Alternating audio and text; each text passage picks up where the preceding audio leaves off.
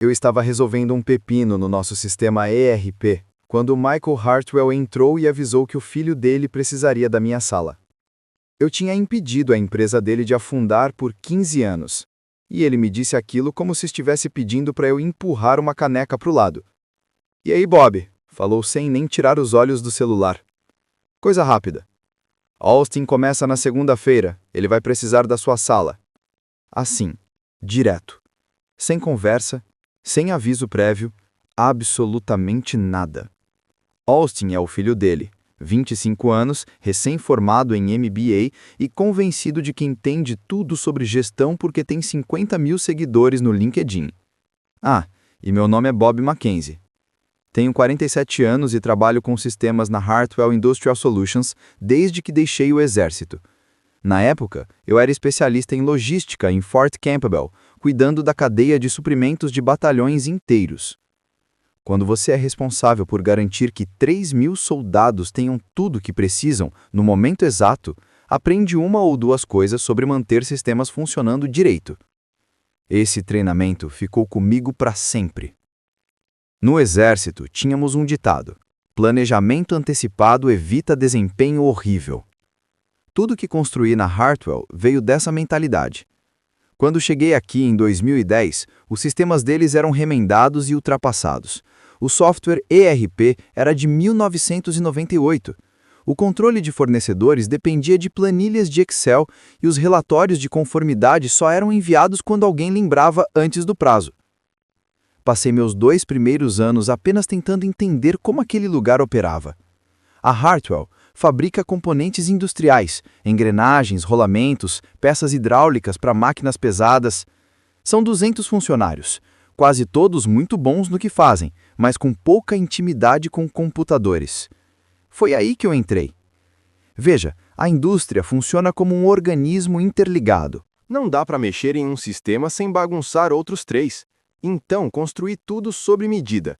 Criei scripts que conectavam nosso ERP antigo aos portais dos fornecedores. Desenvolvi alertas automáticos para quando o estoque caía abaixo do nível de segurança. Montei mecanismos de controle manual para quando os fornecedores mudavam o padrão dos arquivos, o que acontecia pelo menos 2 vezes por ano. A parte de conformidade, então, era um pesadelo. Empresas de manufatura como a nossa precisam prestar contas à OSHA, à EPA, a conselhos estaduais de segurança e mais uma série de agências.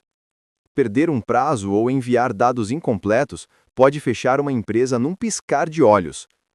Criei um sistema inteiro que rastreava cada exigência, cada prazo e cada formulário que precisava ser enviado.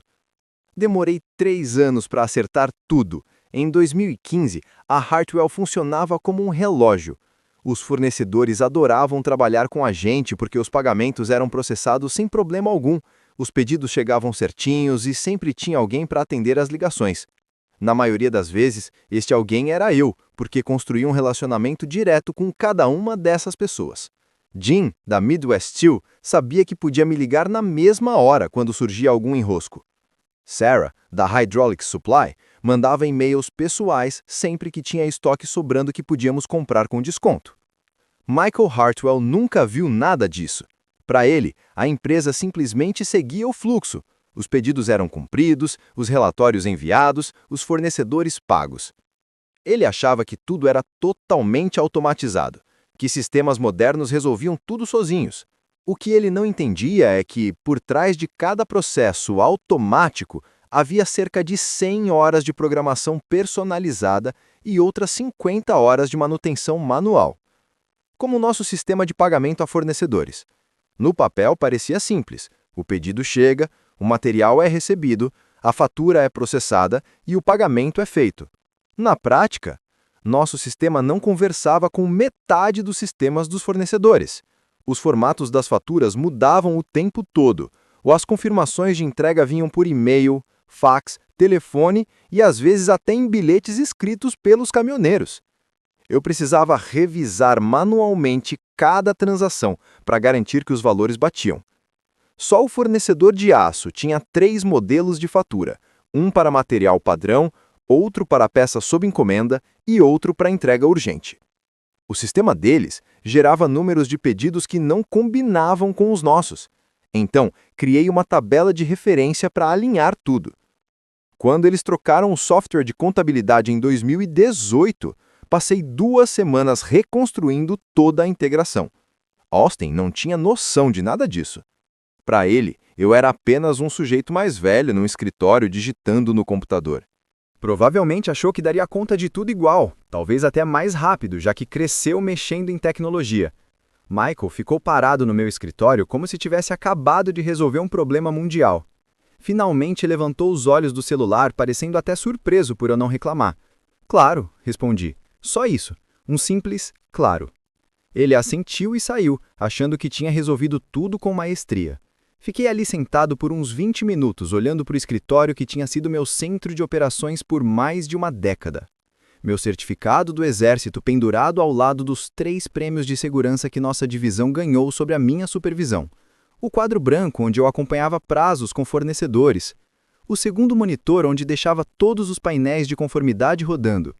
Quer saber? Tudo certo. Peguei só 3 coisas. Minha caneca térmica com o logo desbotado da empresa, meu caderno com 15 anos de senhas e contatos de fornecedores e um pendrive com uma cópia dos scripts, automações e ajustes manuais, os mesmos que eu havia armazenado no servidor da empresa. O resto, os monitores, a cadeira ergonômica que Austin provavelmente substituiria por um setup gamer, a planta que milagrosamente sobreviveu à luz fluorescente, deixei tudo ali para ele descobrir sozinho. Antes de sair, mandei um e-mail simples para Pat Coleman, do RH. Transição temporária para trabalho remoto enquanto o escritório se reorganiza, disponível por e-mail se necessário. Depois entrei na minha caminhonete e fui para casa. Não olhei para trás nem por um segundo.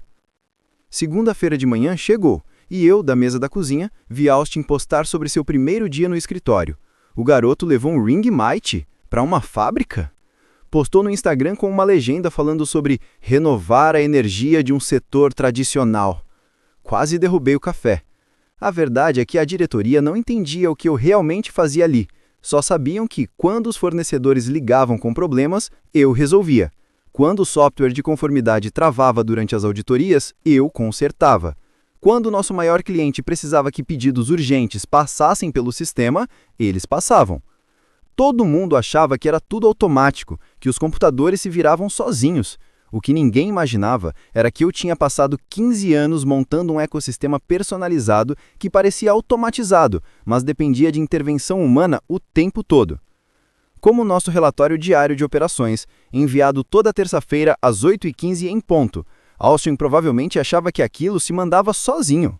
Na verdade, eu extraía dados de 5 sistemas diferentes, comparava tudo com os cronogramas de entrega, ajustava manualmente as variações sazonais que nosso software não conseguia prever e ainda formatava tudo para que a equipe de gestão entendesse o que estava olhando. O primeiro sinal de alerta veio logo na manhã de terça-feira. O relatório de operações não foi enviado. Austin mandou um e-mail perguntando onde estava o arquivo e, claro, copiou metade da diretoria, como se estivesse assumindo o comando. Eu fiquei só observando ele se embolar por quase 1 hora antes de finalmente ligar para o departamento de TI. O coitado do Gary passou 3 horas tentando explicar que não existia nenhum gerador automático de relatórios e que Bob Mackenzie, no caso eu, fazia tudo manualmente há anos. Deixei muitos e-mails do Austin sem resposta, mas ainda assim acompanhava o que estava acontecendo. Preparei outra xícara de café e fui trabalhar em algo mais interessante, meu plano de negócios para consultoria. Veja, no Exército, chamávamos isso de conhecimento institucional, aquelas informações que nunca vão para os manuais porque são específicas demais, mudam o tempo todo ou dependem de experiência prática para fazer sentido. Toda a unidade militar tem caras como eu, aqueles que carregam esse conhecimento na cabeça. Perder alguém assim, sem um período de transição, é pedir para a operação desmoronar. E era exatamente isso que estava acontecendo na Hartwell. E eu, comodamente sentado na minha cozinha, assistia tudo de camarote. Na quarta-feira, surgiu o primeiro problema de conformidade. O Conselho Estadual de Segurança enviou um aviso de inspeção de rotina. Algo simples que exige resposta em 48 horas. Normalmente, eu resolvia isso em 20 minutos. Reunia os relatórios certos, conferia os protocolos atualizados e enviava a resposta. Desta vez, Austin passou o dia inteiro tentando descobrir quais formulários preencher e a que protocolos eles se referiam. Na manhã de quinta-feira, ele me ligou. Bob, oi, uma pergunta rápida sobre a questão da conformidade com as normas de segurança. Onde guardamos esses protocolos? Não estou disponível, respondi. Certo, mas é urgente. O inspetor quer os procedimentos de armazenamento de produtos químicos e eu não acho a documentação. Esses documentos estão no banco de dados de conformidade, protegido por senha, atualizado manualmente todo mês. Pausa longa. Qual é a senha? Agora trabalho por contrato, $150 por hora, com compromisso mínimo de 3 meses. Outra pausa, maior ainda. As 500 unidades estavam lá, só tinham sido lançadas com código errado. Resultado? Estoque incorreto, contabilidade equivocada e pagamento aprovado sem revisar. Foi aí que Jim, da Midwest Steel, me ligou diretamente. Bob, o que está acontecendo aí? O garoto parece não saber como funciona o processo de recebimento. Devo falar com outra pessoa? Estou trabalhando como freelancer agora, Jim. Se a Hartwell quiser que eu cuide do relacionamento com fornecedores, eles já sabem meus preços. Freelancer? Puxa, devia ter me contado antes. A gente está pensando em contratar um consultor para otimizar nosso sistema de gestão de fornecedores. Você se interessa? Essa conversa me rendeu meu primeiro cliente. A Midwest Steel me contratou para auditar seu processo de contas a pagar e implementar algumas automações que eu já usava na Hartwell. $12.000 por um projeto de 3 meses. Nada mal para minha primeira semana como consultor. Enquanto isso, na Hartwell, Austin descobria que gerenciar operações não é ter skill em PowerPoint. O prazo da conciliação mensal com fornecedores estava chegando. Um processo em que comparávamos pedidos de compra, mercadorias recebidas e aceitas e faturas dos fornecedores. Valores faturados. Eu havia automatizado uns 70% disso, mas o restante precisava de revisão manual porque fornecedores mudavam seus formatos, nosso ERP tinha suas manhas e caminhoneiros às vezes anotavam números errados nos comprovantes. Austin tentou rodar meus scripts de automação, mas eles falharam porque ele não sabia fazer as etapas manuais de preparação. Os scripts esperavam dados em um formato específico, mas metade dos fornecedores já tinham mudado o padrão desde a última atualização. Ele passou 2 dias tentando depurar o problema antes de desistir e pagar todas as faturas sem conciliar nada. No final da segunda semana, mais 3 fornecedores me contataram diretamente perguntando se eu ainda cuidava das contas deles. No setor industrial, tudo se espalha rápido, principalmente quando os pagamentos começam a atrasar ou vir com erro. Austin postou outro story no Instagram do seu escritório. A mesma ring light, mas agora com cara de quem não dorme há dias. A legenda falava sobre aprender o básico e mergulhar de cabeça nas operações. Os comentários eram só colegas de MBA dizendo quão visionário ele era. Se eles soubessem... O mais irônico é que Michael ainda achava que estava tudo ótimo. Austin mantinha a pose, enviando e-mails diários falando de otimização de fluxo de trabalho e melhores práticas. Só não mencionava que essas otimizações estavam criando mais problemas do que resoluções, e que a conta disso chegaria em 1 mês ou 2. Mas eu sabia que era questão de tempo. No exército, aprendemos que falhas de sistemas não vêm de uma vez. Elas cascateiam.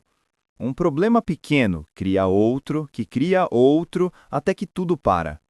Austin estava gerando esses problemas mais rápido do que conseguia perceber, quanto mais corrigir. Eu só precisava deixar a gravidade agir. No segundo mês, os estragos reais começaram. Austin conseguiu quebrar nosso sistema de pagamento a fornecedores tentando otimizá-lo durante um fim de semana. O garoto viu uns vídeos no YouTube sobre otimização de processos e resolveu que nosso fluxo de aprovação de pagamentos era complicado demais, então excluiu metade das etapas de verificação. Na manhã de segunda-feira, 3 fornecedores ligaram perguntando por que seus pagamentos estavam atrasados há 2 semanas. Acontece que o sistema simplificado do Austin estava aprovando pagamentos que nunca chegavam a ser processados. As faturas simplesmente ficaram presas em um limbo digital que ele tinha criado sem perceber. Gary, da TE, levou 3 dias para descobrir para onde os pagamentos tinham ido e mais uma semana para processá-los manualmente. Foi assim que a Hartwell perdeu seu primeiro grande cliente. A Richardson Manufacturing era nossa parceira havia 8 anos, uma relação sólida construída em entregas pontuais e comunicação transparente. Quando a gerente de compras deles, Lisa Williams, ligou para perguntar sobre um atraso na entrega, Austin respondeu usando aqueles jargões corporativos sobre otimização da cadeia de suprimentos e atrasos temporários no processamento. Lisa já tinha ouvido esse tipo de discurso antes. Geralmente significava que a empresa estava com problemas. Ela cancelou o contrato no dia seguinte. Conta anual de $150 mil perdida. Ela me mandou uma mensagem no LinkedIn naquela mesma tarde. Bob, soube que você está atuando como consultor agora. Precisamos de alguém que realmente entenda de operações industriais. Tem interesse? Essa acabou se tornando minha segunda cliente. A Richardson me contratou para revisar seus relacionamentos com fornecedores e recomendar melhorias no processo de gestão de suprimentos. Mais um projeto de $15 mil e ainda me apresentaram a outras 2 empresas de sua rede que precisavam de algo parecido. Enquanto isso, Austin aprendia na marra que seguidores no Instagram não servem para nada quando o assunto é a Auditoria Federal de Conformidade. A OSHA, Administração de Segurança e Saúde Ocupacional, apareceu para a inspeção anual de segurança no começo de fevereiro. Coisas de rotina, mas eles queriam conferir nossos protocolos atualizados de armazenamento de químicos, procedimentos de notificação de acidentes e os registros de treinamento dos funcionários. Eu lidava com inspeções da OSHA até dormindo. Tudo organizado, arquivado direitinho e com cruzamento às normas correspondentes.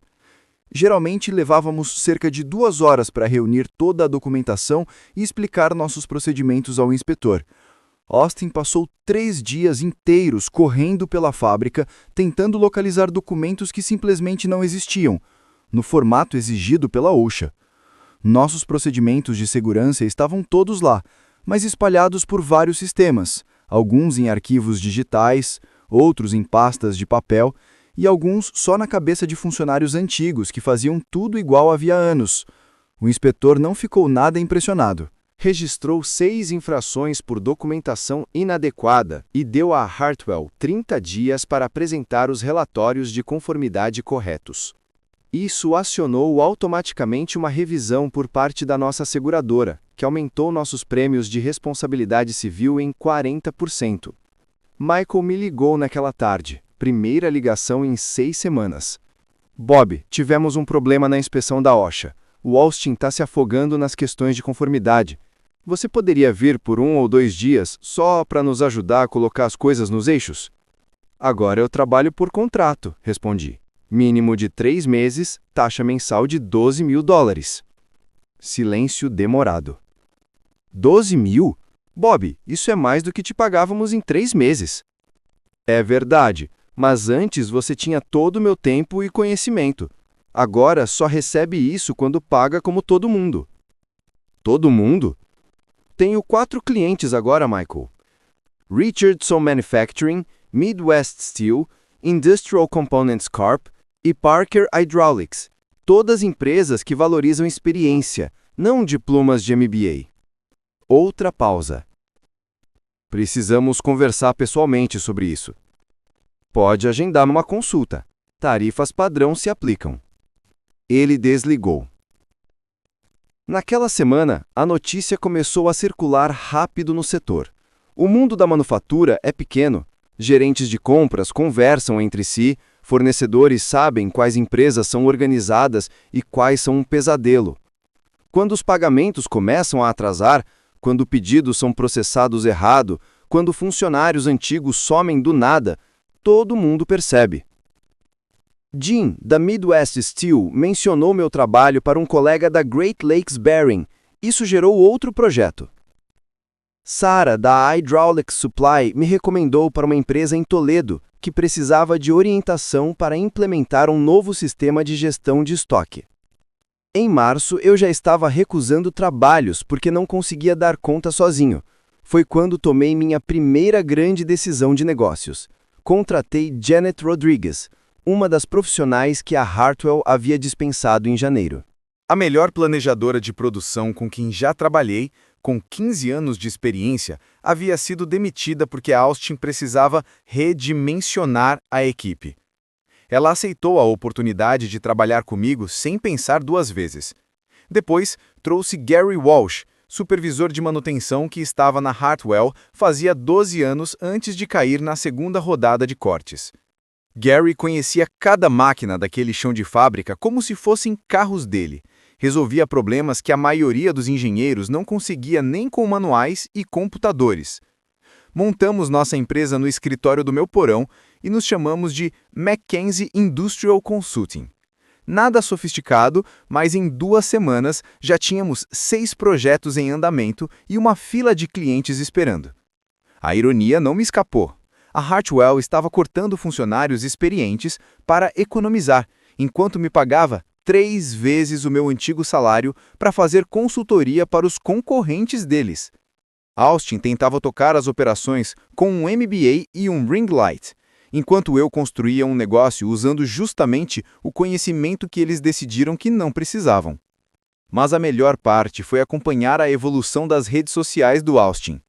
As primeiras postagens eram cheias de confiança e expressões corporativas. Em março, ele já publicava frases motivacionais sobre aprender com os desafios e mentalidade de crescimento. Os comentários dos amigos do MBA começaram a ficar mais vazios, mais genéricos, mais força aí. Dava para sentir que algo estava fora do lugar. No final de março, saíram os resultados trimestrais. A receita da Hartwell tinha caído 18% em relação ao ano anterior.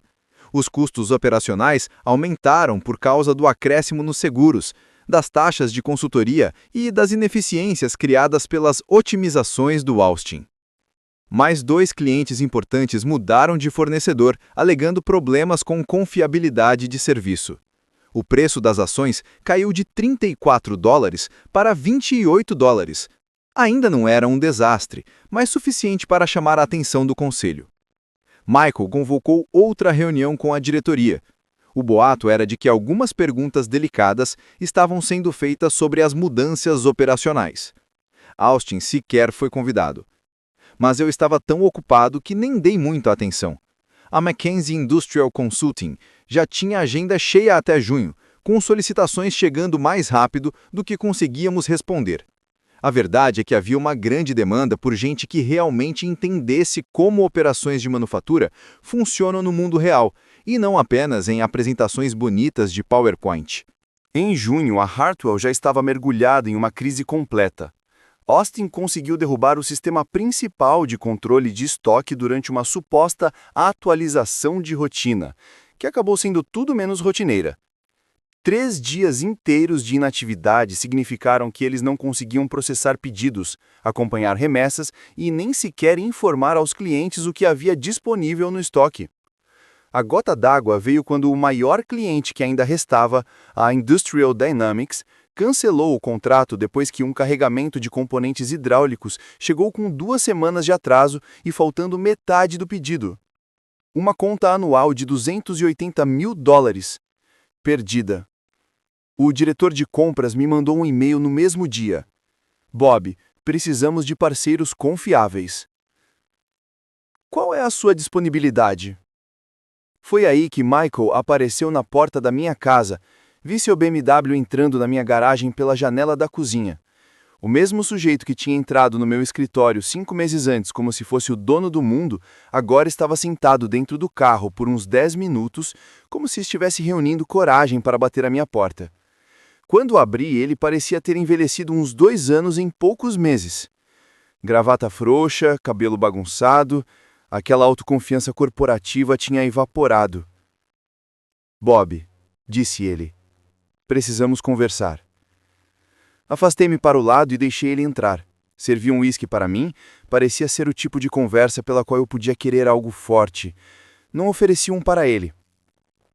Ele se sentou no sofá como se esperasse que ele desabasse a qualquer momento.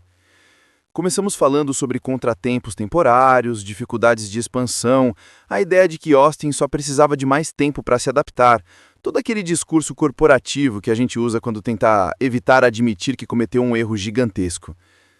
O conselho está fazendo perguntas. As ações caíram para $22. Perdemos 30% das nossas contas principais. Os prêmios de seguro dispararam depois das violações das normas da OSHA, e nossos custos operacionais subiram 40%, porque precisamos contratar consultores o tempo todo para consertar as coisas que a Austin quebra. Tomei um gole do meu uísque e esperei.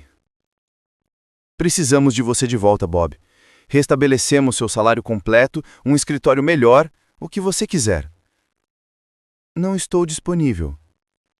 Vamos lá, seja razoável.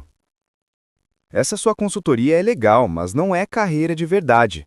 Você tem 47 anos, precisa de estabilidade, benefícios, um plano para aposentadoria. Então entreguei a ele a pasta que tinha preparado na semana anterior. Relatório anual da McKinsey Industrial Consulting. 6 meses de atividade.